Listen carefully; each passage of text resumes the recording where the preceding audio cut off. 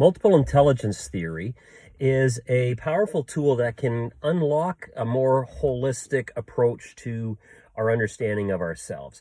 We tend in our society to define intelligence in fairly narrow terms, at least traditionally. This theory helps to break open those strictures, those limitations. All right, and we've looked so far at verbal linguistic intelligence, mathematical logical intelligence, musical intelligence. Now we're going to talk about visual spatial. Okay, so true confession, my skill set of intelligences doesn't necessarily include visual spatial. What is visual spatial? Okay, the capacity to think in images and pictures, to visualize accurately and abstractly. Okay, skills include puzzle building, painting, constructing, fixing, designing objects. Careers are sculptor, artist, inventor, architect, mechanic, and engineer. Now, I certainly enjoy a lot of those types of skills. However, when you think about visual spatial, think about following directions and think about the classic situation where you're talking to a friend or family member, maybe someone you haven't seen for a while, and they tell you about the new house that they just bought or the new apartment that they're living in, and you express some interest, and then they say, okay, so what I love about this new house that we're in is that when you go through the front door, okay, you go up the stairs, and then there's a landing there, and it's and there's a couple of features in the hallway, and there's also a skylight about halfway down the hall, and then there's a small bathroom, and then on the right side, and then on the left side, there's a bathroom, and then it goes over here, and it goes up and down there, and then by the time they get to the third bedroom, you are lost. You have no earthly clue where you are in that house. Now, so that would be me. Maybe not you. Maybe you can picture these things crystal clear. How about if you are lost downtown in a big city or anywhere you've never been, and you go to a gas station or a restaurant or wherever, and you ask for directions, all right? And you don't have a pen or paper, and your phone's out of juice, so you can't check, with your map app, and so you have to kind of fly by, visual.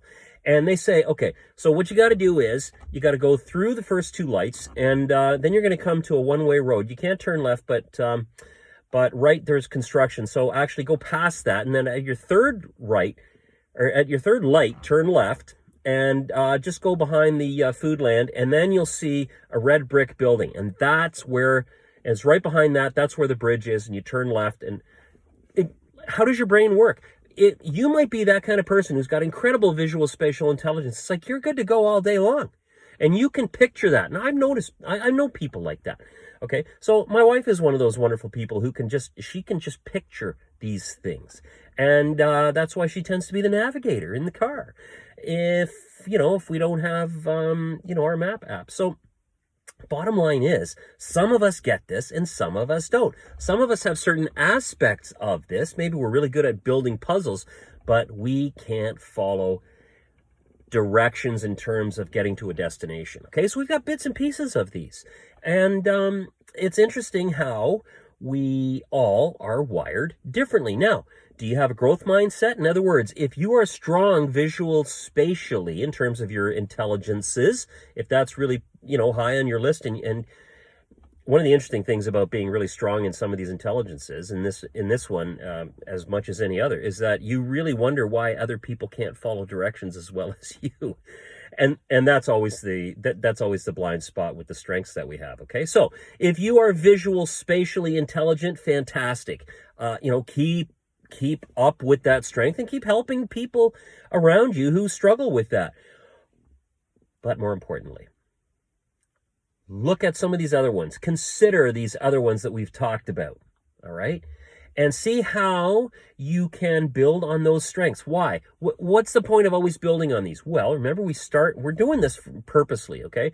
We don't do random. So we're talking about this as one of many tools that we can use to develop a much broader and more holistic understanding of who we are. Because a lot of times we end up living diminished lives because we have very, very narrow views of ourselves, okay? Maybe we don't think we're as smart as fill in the blank, and so on.